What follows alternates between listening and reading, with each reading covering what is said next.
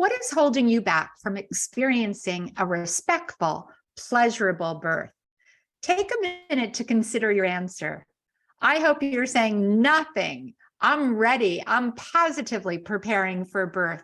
But I know for some, it takes time to consider all that's possible in birth, as our cultures often cast shame and disrespect sometimes around women's bodies and sexuality. And combining birth and sex, oh, that can take a lot of unpacking and is often holding people back from believing birth can be full of love, joy, and pleasure. I'm here today to dispel 4 myths about orgasmic birth that I hear all the time.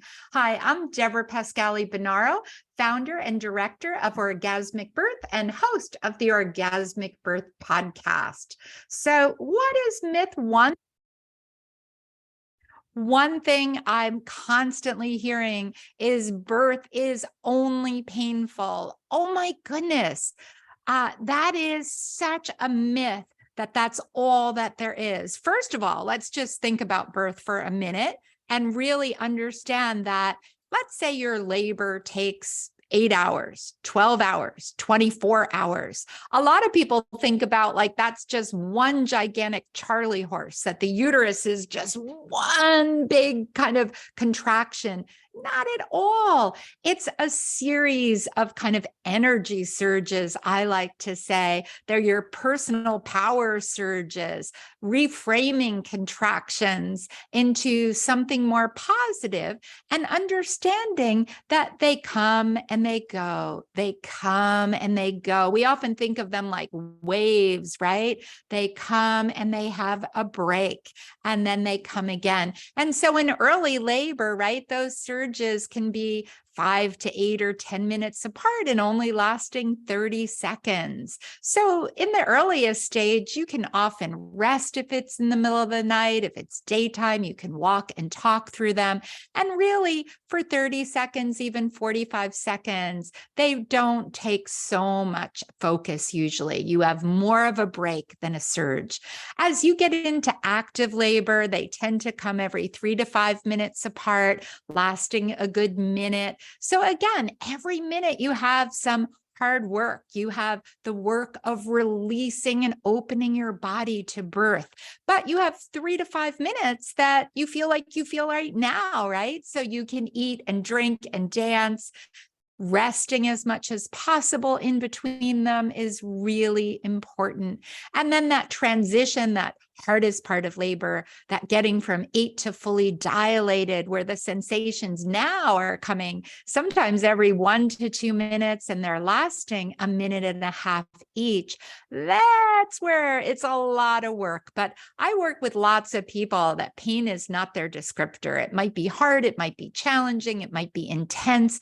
But when you're positively prepared for birth and you're moving and you're listening to your body and your baby, and you have a doula and your partner, and you're loving through labor, and hot and cold compresses and acupressure, maybe TENS units, the transcutaneous electric nerve stimulation, using water, showers, tubs. If you've been listening to past episodes of our Orgasmic Birth podcast, we've been talking about all these ways that we can bring comfort and pleasure to birth. So lots of people get fully dilated without experiencing a real intense pain. Now, even when it is described as pain, I want you to know that there's pain that's manageable, and clearly no one should suffer in childbirth. And if pain becomes suffering, then using nitrous oxide, laughing gas, an epidural, and other things can really help.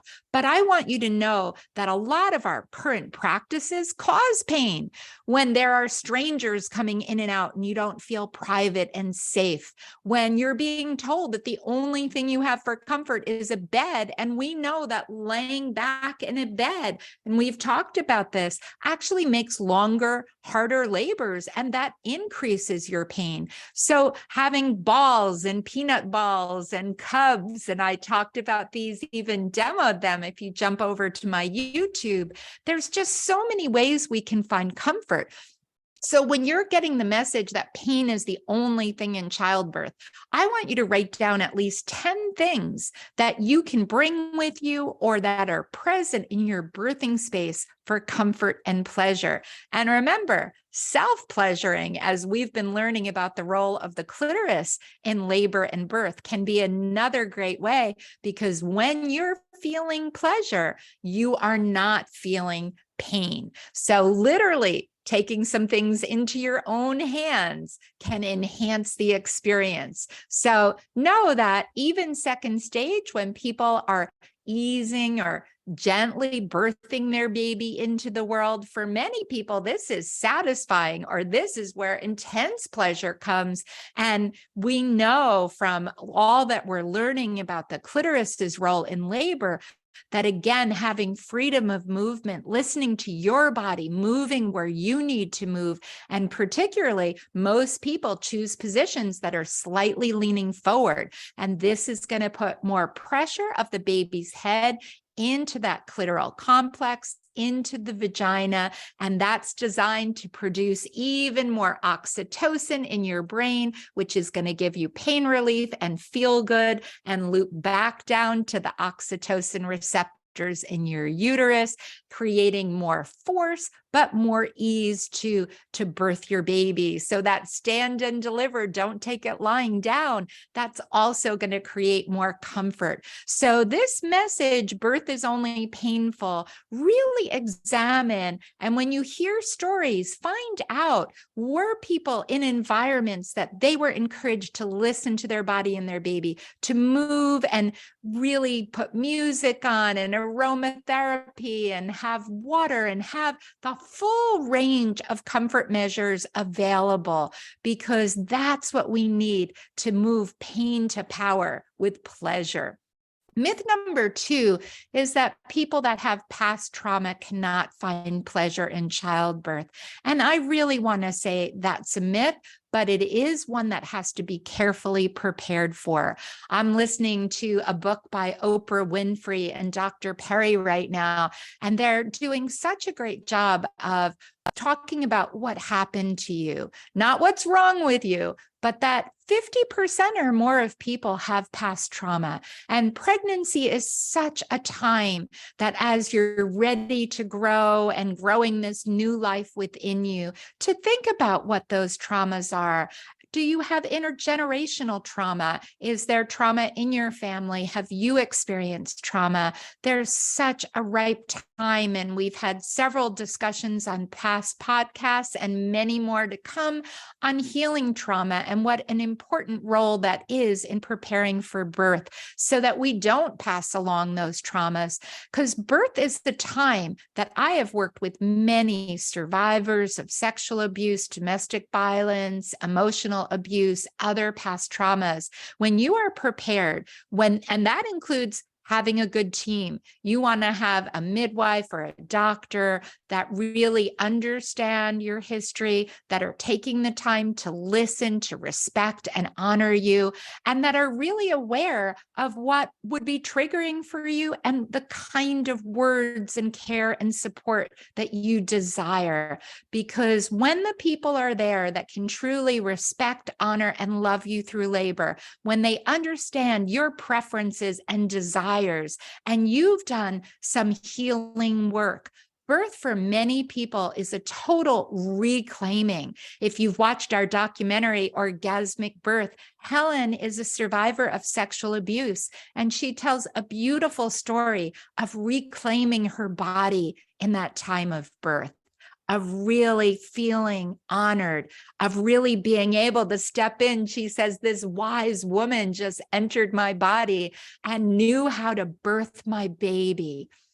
And it's when you feel that safe, when you feel respected and honored.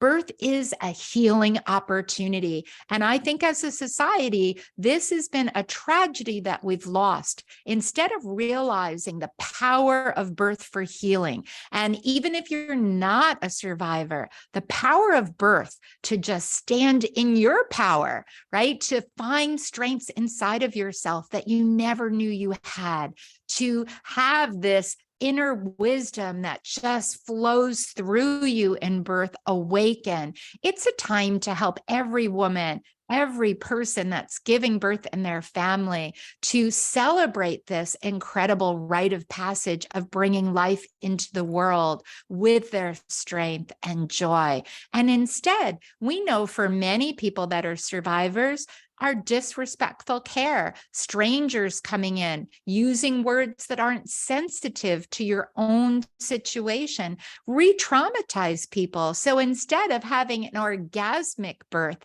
they're having a traumatic birth. And even for people that are not survivors, birth trauma is on the rise.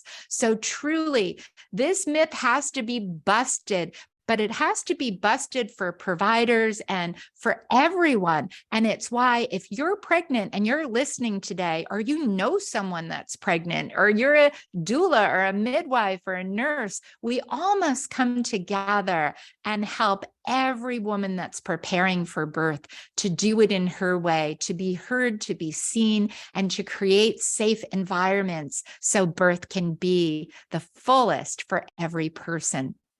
So my third myth is an orgasmic birth always includes an orgasm. Now, I wish I could see you right now or hear your voice. How many of you, when you first heard orgasmic birth, you put orgasmic birth together and in your mind, it said orgasm? And I hear that all the time. But no, orgasmic is a heightened physical or emotional response. It can include orgasm, but it doesn't have to.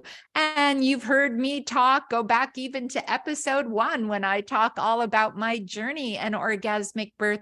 Orgasmic birth for me and for Elizabeth Davis, the co-author of our book, Orgasmic Birth, is really a person that gives birth in their own power, in their own way, like I described, finding your team, being honored and respected, being a part of decision-making. And it is broad enough to include the people that have birthgasms, because yes, birthgasms are happening a lot more than you think. That is the best kept secret, because so many people that do have an orgasm in labor or birth don't tell anyone. They don't tell their partner. They don't tell their sister. They don't tell their birth best friend, because they bear it with some shame that our culture has this thing, that kind of Madonna whore thing, that now that you're a mother, becoming a mother, good girls don't have sex or don't talk about sex or certainly can't experience pleasure in birth. So we've got to bust this myth that birth is a part of a person's sexual life, right? Birth includes all our sexual organs. The baby comes down through the cervix, which can have orgasms, through the vagina with the clitoral complex, all embedded there into the pelvic floor, through the vulva. All those tissues are stimulated, and those many 8,000, now they're even saying maybe 12,000 nerve endings of the clitoris are there. So there are all levels of pleasure that can be experienced in these moments. And some people will have orgasm. Please, as you know, I always have to say this, that birthgasm, an orgasm in childbirth, should not be a performance standard. Don't put that on your birth preferences or wishes or desires. We have enough pressure in birth. We don't need to add more to it. But should it happen, or should you decide to do a little self-stimulation, self-pleasuring, or use a vibrator, or have your partner touch you in ways that are a turn on? And certainly words are turns on. What are words that you want to hear that are going to love you through labor and get that loving feeling going? So you want to really think of all the ways you can address that orgasmic birth could be for you. And the first way is pause if you're listening now and have something to write on. Write your own definition of orgasmic birth. It's don't let anybody put upon you what birth should be. You should claim it for yourself. So if you define orgasmic birth and it's broad enough for whatever feels safe for you, then every person can have an orgasmic birth. My next myth is that orgasmic birth is not possible in all settings or all situations. Bust that one out. Certainly, orgasmic birth is more achievable for people that are birthing in an environment that they feel incredibly safe, respected, and private in. And for many people, that's their own home. That's a birth center. That's a birth center in a hospital. Certainly, we know that midwives as caregivers are more tuned into often the intimacy of birth, creating more space for privacy, encouraging people to get their own oxytocin flowing.